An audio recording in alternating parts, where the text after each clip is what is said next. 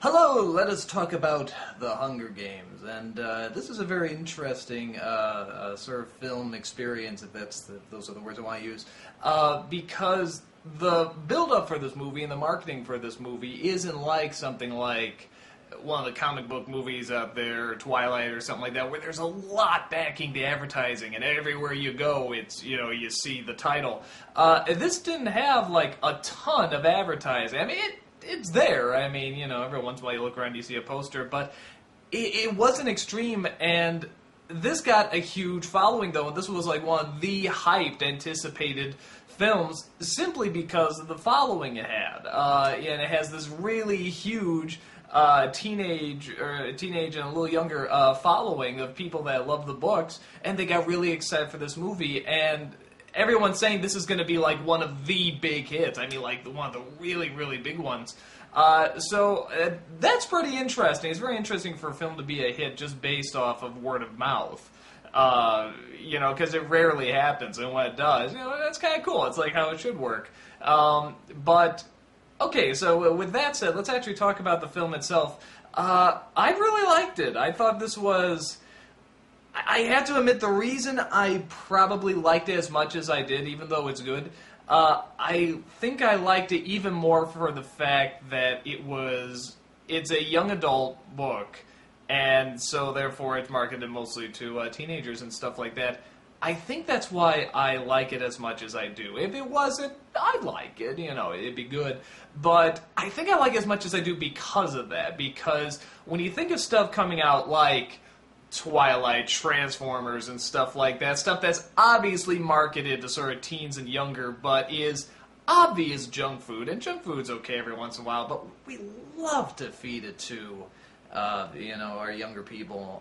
So anytime something comes along that it's not only smart, but really treats its audience, especially its younger audience, like they know what they're talking about, like they're smart and they have a brain, and they can comprehend tough stuff, and they can be challenged, I'm all for it. Now, with that said, it can be very, very extreme and very intense, which, when I was watching it, I didn't know what to think of it. I was like, well, geez, this is like a teenage book? I mean, really? But then again, I was thinking, well, I was a teenager. I was watching Aliens and all that other violent stuff. I mean, this is nothing new. And the movie acts that way. It acts like, look, we know our audience. We do. And, we're going to treat them like they're smart people who can take this stuff. And you know what? They can. They really can.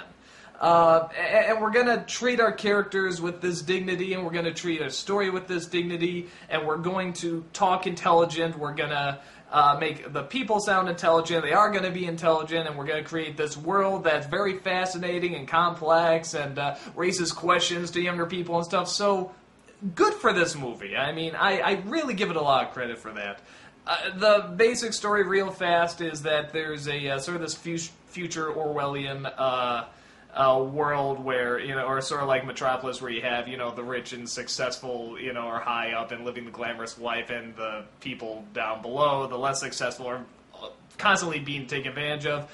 And what they do, from what I was told, this is the only part where I got a little confusing, is that in these districts of people that are not very wealthy and are constantly in control, or being controlled by the richer people, they have, I guess the districts tried to uprise, and they tried to have a rebellion, and it didn't work. So as punishment, there's this game that the rich people now play, where every year they take like one young boy and one young girl from every district, and they put them in this game where only one person can come out alive. It's pretty much like, an arena, like gladiators and stuff like that. Just throw them in there, watch them kill each other, but just played to a very...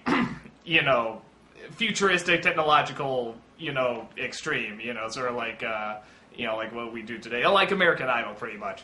Though they don't kill people in there, but wouldn't it be a more interesting show? I digress. And this girl and this boy get chosen from this district, and it's pretty much just following them, particularly the girl, and just how they survive in the world that this is, and so on and so forth. So that's the basic premise. This world that they've created is nothing really that new. We've seen this kind of world before. Like I said, there's even a term for it, sort of the Orwellian world. It's very like that. Well, 1984, obviously. Brazil did this. What the hell's the... Oh, I'm blanking on the name. The guy has the mask. Everyone always quotes. I'm going to do an edit here just so I can think of the name. V for Vendetta. That was it. Sorry about that.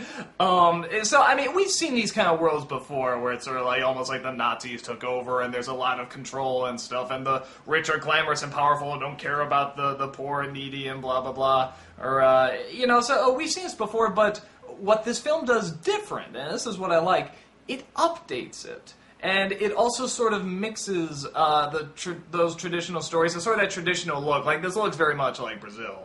With the very cold buildings, a lot of the gray and stuff like that. But it also updates it with, almost sort of a satire of our technology today and our shows today and stuff like that. The fashions of today. I mean, these are all very over-the-top, extreme fashions where everyone's trying so hard to look so glamorous that they just look hideous. And I love that. I love they have a talk show talking to these kids before they go out and fight and how... And the kids are also learning how to be celebrities. I think that's a great update to this kind of story. Because that also can be very savage. And literally, the more sponsors they can get and the more people they can please, the better chance they have to literally survive. Not just in terms of a public image, but literally survive. I mean, that's wonderful. And everything sort of does look like this American Idol setup. And, people, even though these people are fighting for their lives, people are talking about, what they're wearing and stuff like that. It's just, that's great satire. And it's so current and it's so modern. And if there's anyone who can get that, the teen audience really can. And I think this stuff does hit them, and they do get it. I think it shows with how popular the books are and what a big hit this movie's obviously going to be. I mean, when I went there was a huge line to get in. It was a sold-out show. So I really like it because of that. These characters are very good, and I guess in a sense they're sort of these archetypes you're used to, but there's much more humanity in these characters, and they pick good actors to play them. These could very easily be, this could just be a cardboard cutout, the really tough girl and even sort of the wimpy boy, but it's like, the boy's not just a wimp. He actually is very strong, but he gets nervous, and he, understandably so, he wants to survive. He's actually much like the other kids in this film. And the girl is very headstrong, but she doesn't know how to play to the crowd, and so she has to be taught that, sort of a different way of survival, because she knows one way of survival. This is all very clever stuff and very smart stuff. The adult actors are all great, who live in this very, like I said, very creepy, over-the-top future. If it is a future, I just realized, I don't know if it ever said the future. It could just be an alternate world, but again, I digress. Faults with the movie. I think they're pretty minor, in my opinion, but it can get to some people. One is that it is constant shaky cam throughout the whole thing. There's very few shots that are just still or very slowly panning or anything like that. It's all shaky cam. But now the interesting thing about that is, shaky cam for the most part has not bothered me too much. Except for one instance where I'll get to in a second.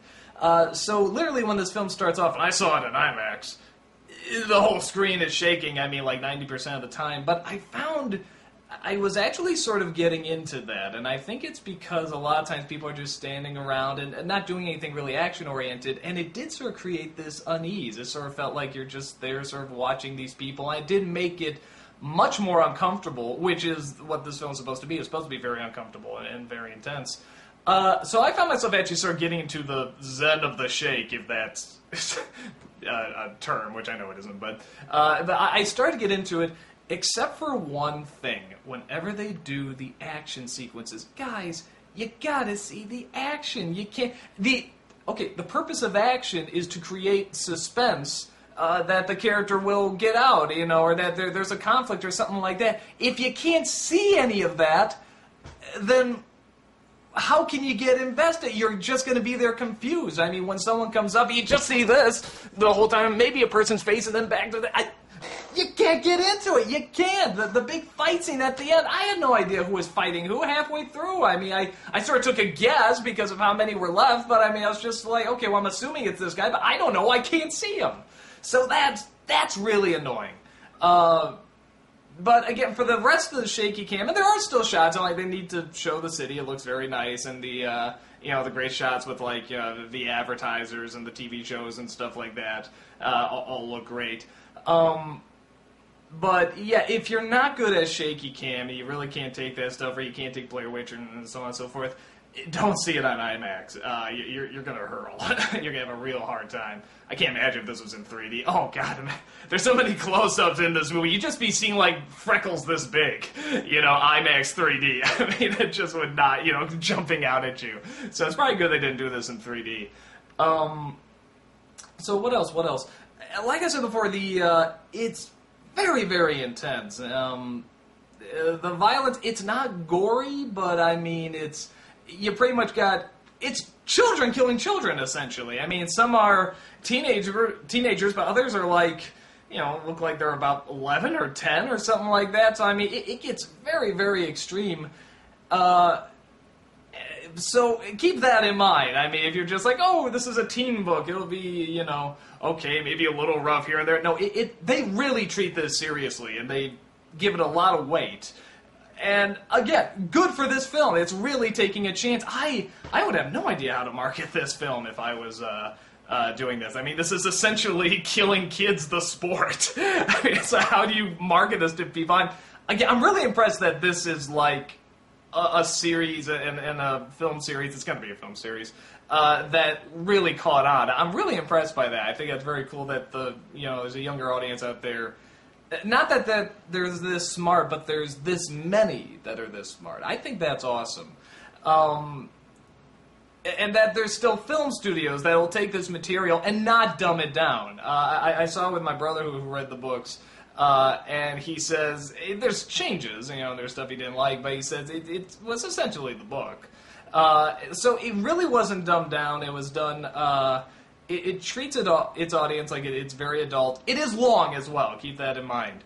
The build-up reminds me a lot of Full Metal Jacket. It's very much the first half is just the build-up. Then the second half is the actual game. I love that. I love good build-up. They do such a great job of making you feel the pressure that these kids are going to go through, without even fully telling you what it is either, which I kind of like. I mean, so there's still a lot of secrets and so forth when you're going in. So this was a very smart, very well put together film. I think the people who wouldn't like it are probably people who couldn't handle the intensity, because it is very intense, like I said. People who can't handle the shaky cam, there's a lot of that. Like I said, it sort of grew on me except for the action scenes, but that's definitely something to keep in mind. That can get very, very annoying. And maybe people who are just sick of the future that sucks, because there are so many of those stories. And it's never going to go away. I mean, they're cautionary tales. This is what our future can be. But if you're sick of that story and you're sick of the rich people looking really glamorous and watching the poor people die going, oh, you might not like this either. I think it's done pretty smart. I like it because it adds new things to it, and it updates it, and improves it in certain points. But there are people that can be really sick of it, and I can totally understand that, because we do have so many of these stories. But for my money, I really liked it. I'm glad that teens are really getting into it, even though I would usually say it's like too violent, stuff. But it's not kids. It's teenagers, and this is when they're craving this stuff. They're craving the violence. They're craving all this stuff, and it's good if you're gonna have this stuff. Have it for a reason. Have it with ideas. Have it with something that's gonna challenge you. And don't make it glamorous. It's not glamorous. When the hero kills, or heroes kill somebody in this, they're not like, yeah, go hero. It's like, you're just sad that the person had to do that. I mean, because it's just kids killing kids. So it's really well done. And I admit that the reason I like it so much is because of the audience it's geared towards. And if this wasn't the audience, I would still like it, but I wouldn't love it as much as I did. But because they are talking to the teenage demographic, and it's starring teenagers, smart teenagers, treating teenagers like they're smart, I really, really enjoyed this film, and it's a very adult film for younger people. I love that. So, guys, that's my 2 cents. I'll see you later.